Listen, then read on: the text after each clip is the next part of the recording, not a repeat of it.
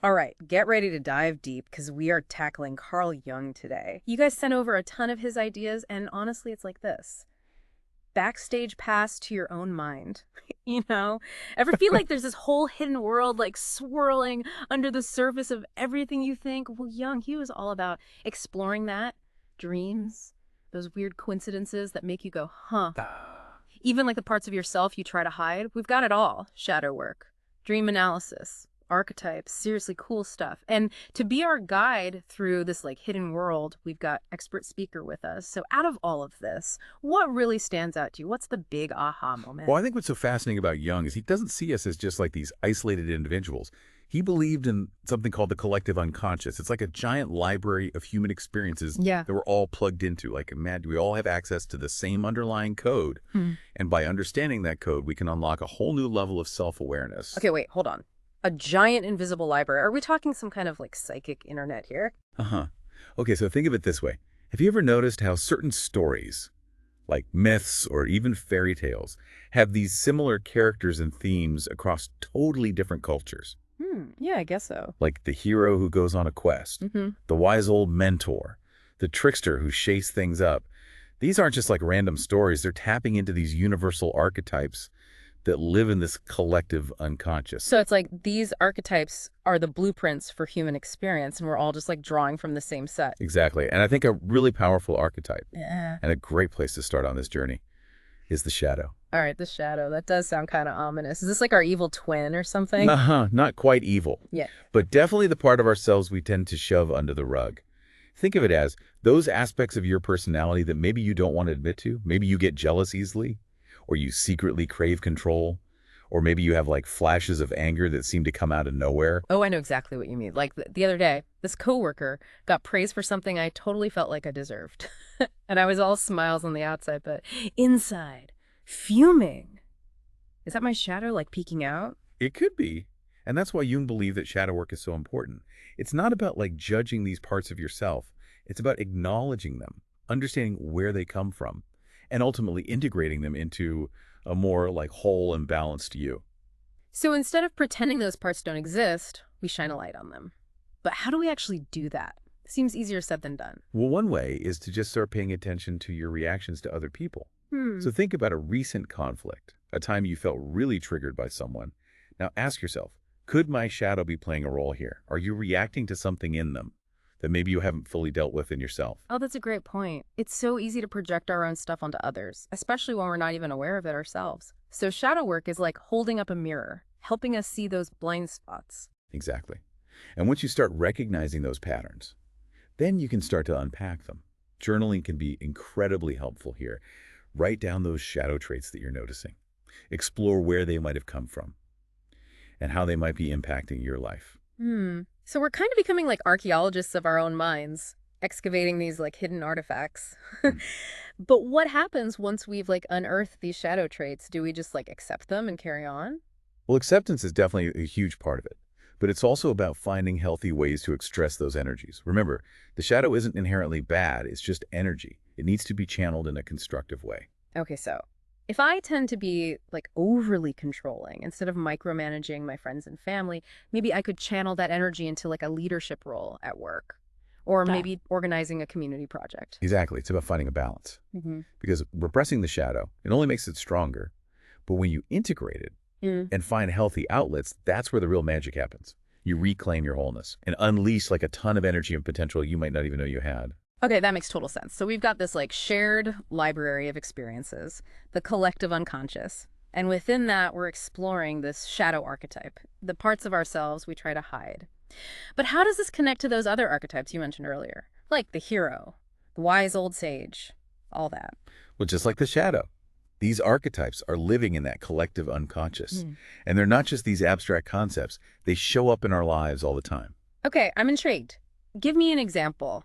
How did these archetypes actually play out in the real world? Okay, well, think about those people you just instantly connect with. They feel familiar, like you've known them forever. They're likely tapping into a really powerful archetype. Or those characters in movies you instantly root for, they're usually embodying these classic archetypal patterns. Okay, I see what you mean. Like in Star Wars, Luke Skywalker is that classic hero, right? Going on a quest, facing his fears. ultimately saving the day. And Yoda, he's that wise old man offering guidance and wisdom. So are you saying we all have these archetypal energies within us? Exactly. And by understanding these archetypes, we can gain incredible insights into our own motivations, behaviors, even our relationships with other people. Think about it. Do you find yourself constantly playing the caregiver, always putting others' needs before your own? That might be the caregiver archetype at play. Or maybe you're the rebel, always questioning authority, pushing boundaries. Wow, this is getting really personal. So it's not just about recognizing these archetypes in stories, but also recognizing them in ourselves. Absolutely. Yeah. And just like with a shadow, it's not about judging these archetypes as good or bad. Yeah. It's about understanding how they influence us and finding balance. Maybe you're like a natural-born leader, embodying that ruler archetype. Yeah. But sometimes you need to step back and let others take the reins. Or maybe you're like a free spirit, Yeah. the explorer archetype. But sometimes you need to create some structure and routine in your life. This is blowing my mind. It's like we have this whole cast of characters living inside of us. And by understanding our roles, we can write a better story for our lives. Exactly. It's about becoming the author of your own journey, understanding your own inner landscape, and using that knowledge to navigate the world in a much more conscious and fulfilling way. So we've explored the shadow, we've touched upon archetypes, and I can't wait to dive even deeper. But before we go there, let's talk about something that I personally find incredibly fascinating: dreams. Jung believed they were packed with meaning, not just random firings of neurons. Absolutely. Dreams are a direct line to the unconscious, a way for our psyche to communicate with us through symbols and metaphors. Okay, so it's like a subconscious is sending us these secret messages, but it's using this crazy symbolic language that we need to decode. Exactly. And just like any language, there are rules, patterns, and nuances to understand. Yes. Jung actually identified different types of dreams, each offering like unique insights. There are compensatory dreams that try to balance out what's happening in our waking lives. Perspective dreams that can offer glimpses into like potential futures or areas of personal growth. Even shadow dreams that bring those hidden aspects of ourselves to light. Whoa, hold on. So many dream types. It's like we need to learn this whole dream dictionary, but let's just focus on one for now. What about those dreams that keep coming back, the recurring ones? What's the message there? Recurring dreams. They're like a flashing neon sign from your subconscious saying, hey, pay attention to this. There's something here you need to address. It could be an unresolved conflict, an unfulfilled desire, a fear that you're pushing down. So it's like my subconscious is hitting the replay button until I finally get the message. Exactly. And the best way to start understanding these messages is to keep a dream journal. Keep it by your bed, and as soon as you wake up, just jot down everything you can remember. The emotions, the symbols, the characters, even those seemingly insignificant details. Okay, so dream journaling is step one, but then how do we actually decode those dream symbols? It feels like there's this whole secret language to crack. It does feel that way sometimes, but it's not as complicated as you might think. The key is to remember that dream symbols are personal.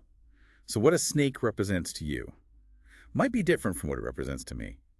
So start by asking yourself, what are my personal associations with this symbol? What does it make me feel? What memories or experiences does it evoke? So it's not about looking up a universal dream dictionary, but more about tuning into our own personal associations and intuition. Exactly. And here's where things get really interesting. Jung believed that dreams often tap into that collective unconscious we were talking about earlier. So those archetypes, those universal themes, they often show up in our dreams as well. So if I dream about a wise old woman, it could be my own inner wisdom emerging, but it could also be tapping into that wise old woman archetype that exists in all of us. Precisely. And that's where the real magic of dream analysis lies. It's a bridge between our personal unconscious and that vast collective sea of human experience. This is blowing my mind. It's like dreams are the secret portal to this whole other dimension of ourselves. But let's be honest, sometimes those dreams can be pretty weird, even scary. Absolutely. But Jung actually believed that even the most frightening dreams can offer valuable insights. They often bring our shadow to light, those aspects of ourselves we're afraid to face. Remember, the shadow isn't inherently bad. It's just energy that needs to be understood and integrated. So instead of running away from those scary dream figures, we should try to understand what they're trying to tell us. Exactly. And one way to do that is through a technique called active imagination. Active imagination. Okay, this sounds intriguing. Tell me more. It's kind of like lucid dreaming, where you're aware that you're in the dream space. But instead of just observing, You're actively engaging with the dream imagery. So imagine you have this recurring dream of being chased by this shadowy figure. Through active imagination, you could consciously enter that dream space and have a conversation with that figure. Wait, so I could actually talk to my dream stalker. What would I even say? You could ask it questions. Why are you chasing me? What are you trying to show me? What do you represent? Wow. That's wild. It's like turning a nightmare into a therapy session with your subconscious. In a way, it is. Active imagination allows us to have this dialogue with the unconscious, to explore those hidden aspects of ourselves that are trying to emerge. So it's not just about analyzing dreams after the fact, but actually interacting with them in real time. Exactly. And the insights you can gain from that are truly incredible. Okay, this is seriously cool stuff. But before we get too carried away with our dream adventures, Yeah. we need to talk about something that always makes me go, whoa! Those weird coincidences that feel like the universe is trying to tell us something. You mean synchronicities? Yes. Mm. Those moments when things just seem to line up perfectly, even though there's no logical explanation. Like you think about an old friend, and then, bam, they call you out of the blue. Uh-huh. Those are classic synchronicities. And Jung believed they were much more than just random chance. He saw them as these meaningful coincidences that actually reflect what's happening in our subconscious. So it's like our inner world is somehow influencing the outer world, but how does that even work? It's a bit of a mystery, but Jung believed that synchronicities happen when our conscious and unconscious minds are in alignment. So when we're paying attention to our intuition, following our inner guidance, those synchronicities start popping up everywhere. It's like the universe is conspiring to support us on our journey. So it's not just about noticing those whoa moments, but also about trusting our gut feelings and taking action on them. Exactly. Synchronicities are often a sign that we're on the right track, that we're aligned with our true selves and our life purpose. This is seriously mind-bending stuff. It's like we're living in this giant interconnected web, and our thoughts and intentions are like rippling out and influencing the world around us. That's a beautiful way to put it. And the more we become aware of this interconnectedness, the more we can start to co-create our reality with the universe. Okay, this is definitely a lot to process. We've covered so much ground already. The shadow, archetypes, dreams, synchronicities. I'm starting to feel like I need a nap. You're right. We have covered a lot. Mm-hmm. But this is just the beginning. There's so much more to explore in the world of Jungian psychology. Well, good thing we have this whole deep dive to unravel it all. We'll be back in a flash to delve even deeper into the incredible mind of Carl Jung. Don't go anywhere. And we're back, diving even deeper into the world of Carl Jung. Before we took a little break to gather our thoughts, we were exploring those synchronicities, those times when the universe seems to like wink at you, sending you a message through these seemingly unrelated events. You know, it's funny. I used to just brush those off as just like coincidences, but ever since we started this deep dive, I've been noticing them everywhere. It's like my radar's totally tuned in now. I'm picking up on all these subtle signals that I used to just completely miss. That's exactly what happens when we start engaging with these Jungian ideas. Yeah. It's not that the synchronicities weren't there before, it's that our awareness is expanding. We start to see these connections that we were blind to before. It's like switching from tunnel vision to this panoramic view. Okay, so we're becoming more aware, but how do we go beyond just noticing those whoa moments and actually start to like understand what they mean? Do we need to like carry around a dream dictionary and decode every pigeon that crosses our path? That's a great question. While there are these common interpretations for certain symbols, the real power comes from exploring what resonates with you. Remember, Jung believed that the unconscious speaks in this personal language. It's unique to each individual. So instead of looking for like this one universal answer, you got to ask yourself, what does this symbol or event mean to me? What feelings or memories does it evoke? So it's like those ink blot tests where everyone sees something different, depending on their own experiences and perspectives. Exactly. It's about tapping into your own inner wisdom, your intuition. And journaling can be such a powerful tool here. By writing down those synchronicities, along with like your thoughts and feelings about them, you start to reveal these hidden patterns and these connections. It's like you're creating a map of your own personal universe. Oh, I love that analogy. So it's like we're not just passively observing these events, we're like actively charting our course through them. like explorers navigating these uncharted waters. And just like any good explorer, you have to trust your compass, that inner voice, that gut feeling. It's often guiding us towards something meaningful, even if we don't understand it at the time. So if a synchronicity feels significant, it probably is. Don't dismiss it. Explore it. So it's about leaning into that sense of curiosity, asking what if, Mm. instead of shutting down those kind of woo-woo feelings, we open ourselves up to the possibility that there's something deeper going on. Absolutely. And sometimes these synchronicities act as a wake-up call. It's like the universe is tapping you on the shoulder and saying, hey, pay attention. This is important. Maybe you keep running into the same person, seeing the same number sequence, or hearing the same song on repeat. It's like a little nudge from the cosmos. It's encouraging you to look at something that you might be missing. Okay, I have to admit, I'm feeling a little overwhelmed with all of this. We've got shadow work, dream analysis, archetypes, Yeah. synchronicities. It's like this whole toolbox of Jungian concepts. Where do we even begin? Do we need to like master all of this to see any benefit? You've hit upon a common feeling. But remember, Jung saw this process of individuation, becoming this whole integrated self, as a lifelong journey. It's not a destination that we reach overnight. It's not about mastering every technique perfectly. It's about taking small steps, exploring what resonates with you, and gradually weaving those insights into your life. So it's about being curious, experimenting, trusting our own inner compass to guide us. Exactly. And one of the most beautiful things about Jung's work is that it really encourages us to embrace our own unique individuality. So there's no like one-size-fits-all approach. What works for one person might not work for another. The key is to listen to your own inner wisdom and find what feels authentic to you. It's like we're all given this set of paints and a blank canvas, and we're free to create our own masterpiece. No right or wrong way to do it, just the way that feels right to us. That's a beautiful analogy. Yeah. And remember, this journey of individuation, it isn't just about personal growth. It's about tapping into this deeper sense of meaning and purpose.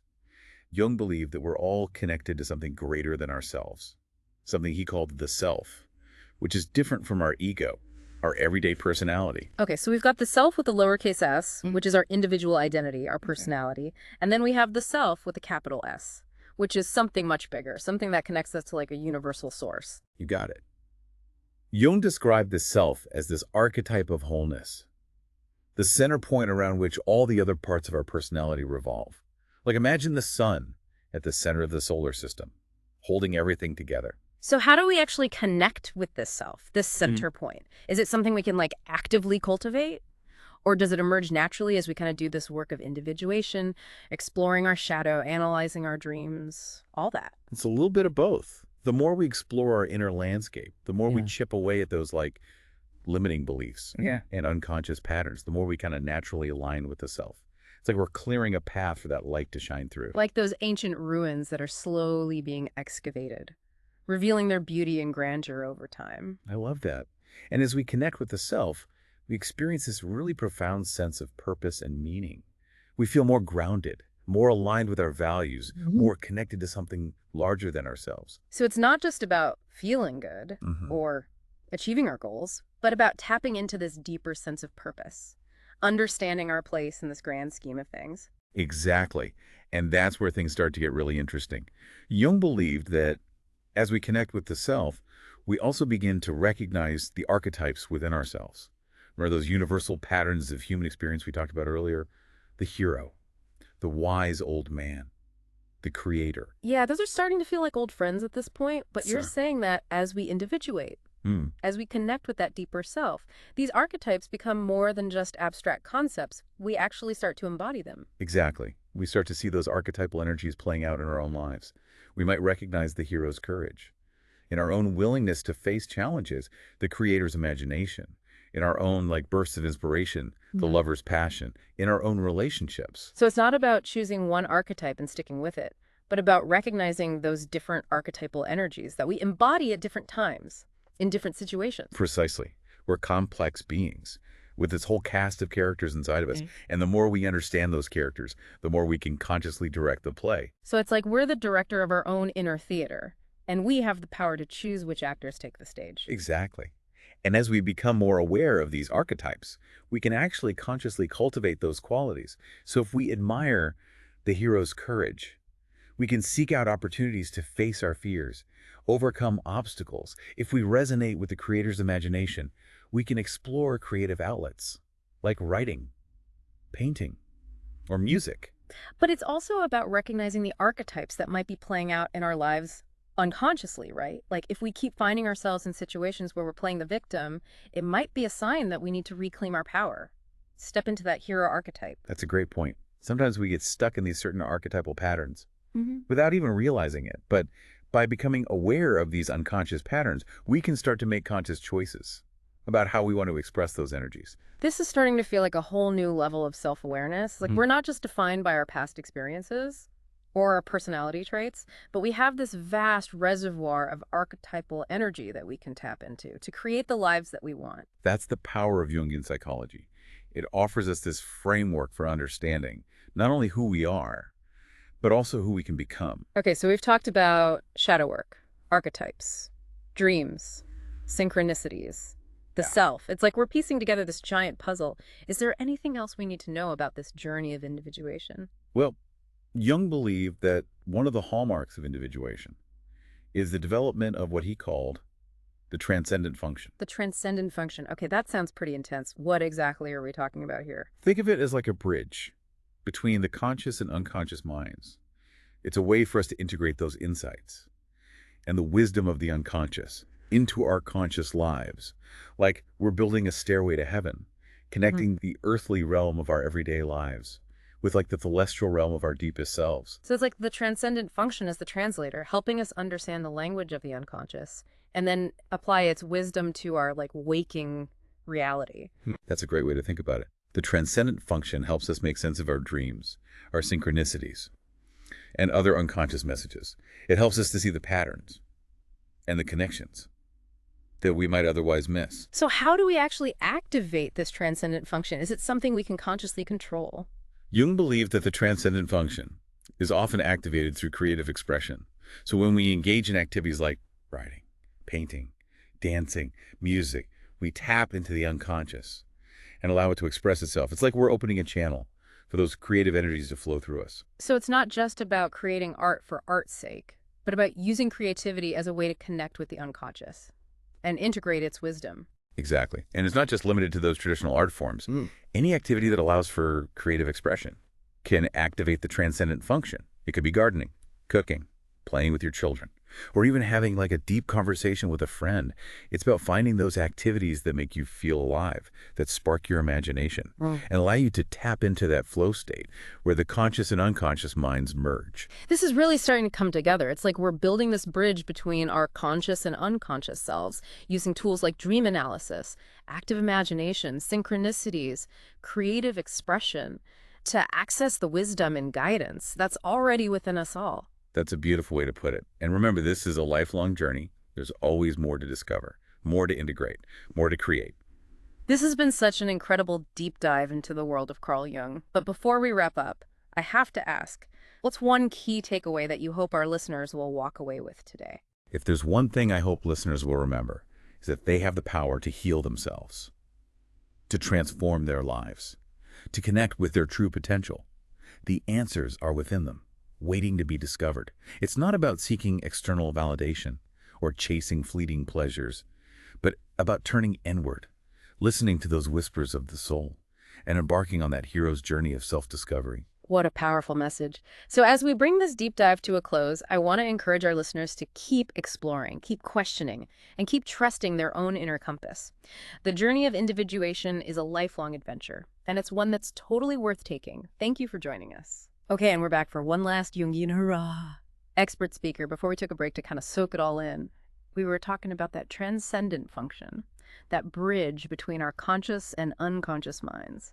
It's kind of wild how these ideas from like decades ago are so relevant today. I know, right? Like, think about it. We're constantly bombarded with information and distractions, and just all these external pressures. It's so easy to lose touch with that inner voice.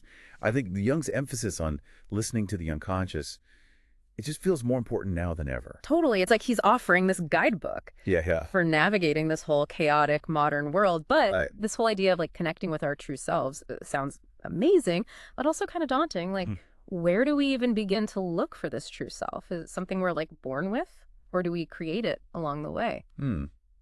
That's a great question. Jung actually believed that this true self, Mm. the self, with a capital S, it's an archetype of wholeness. Mhm. It's already within us. So it's not something we create from scratch, but something we uncover. Like imagine a sculptor chipping away at all that excess stone Mm.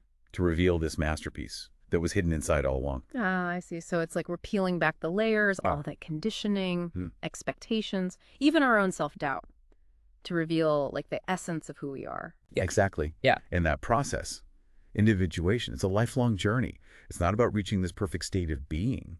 It's about embracing this ongoing process of growth and self-discovery. I like that. It kind of takes the pressure off, right? We don't have to have it all figured out. Just keep exploring and evolving. Yeah. Speaking of exploring, we've been throwing around a lot of like tools and techniques, shadow work, dream analysis, active imagination. It can feel a little overwhelming for someone who's just starting out. Where would you suggest people focus their energy first? It's true. There is a lot to unpack. But remember, Jung believed there is no one-size-fits-all approach. It's really about experimenting, finding what speaks to you. Maybe dream journaling feels really powerful for you. Or maybe you connect more with working with archetypes. Just trust your gut. Your intuition will guide you. But that's so important, not getting like bogged down in dogma, just finding what feels authentic. It's like we're each given a set of ingredients, but we get to create our own unique recipe. Absolutely. And this journey isn't just about personal growth. It's about something bigger. Jung believed that by connecting with the self, we're tapping into this universal source, this collective unconscious. That unites us all. Oh, wow. So it's not just about me, myself, and I, but about recognizing our interconnectedness with something larger. Exactly. As we heal ourselves, we actually contribute to the healing of the world. As we become more conscious, we raise the consciousness of those around us. It's like this ripple effect. That is a beautiful thought. Gives this whole journey a much deeper meaning. But let's be real for a sec. It's not always sunshine and roses, is it? There are going to be bumps in the road, moments of doubt, maybe even some fear. Oh, absolutely. It's not a linear path. There will be times you feel lost or confused, maybe even a little scared of what you might uncover. But that's all part of the process. Embrace those challenges, learn from the setbacks, and just keep moving forward. So it's like any great adventure. There are going to be dragons to slay, but that treasure at the end is totally worth it. Exactly. And the treasure isn't something outside of yourself. It's that deep sense of wholeness, purpose, and connection. That comes from knowing who you truly are. Wow. Expert speaker, this has been such an incredible journey. Through the world of Carl Jung, I feel like we've only just scratched the surface. But it's given me like a whole new perspective on myself and the world. Any final words of wisdom for our listeners as they embark on their own Jungian adventures? You know, if I could leave you with one thought, it would be this. You have the power to heal yourself. You have the power to transform your life. And you have the power to connect with your true potential. The answers are within you. Trust your intuition. Listen to your dreams, embrace your shadow, and never stop exploring the depths of your own being. The journey is so worth it. That is beautiful. And to our listeners, thank you for joining us on this deep dive into Carl Jung. Keep those dream journals handy. Keep your eyes peeled for those synchronicities. And keep your hearts open to the incredible journey of self-discovery that awaits you. Until next time, keep diving deep.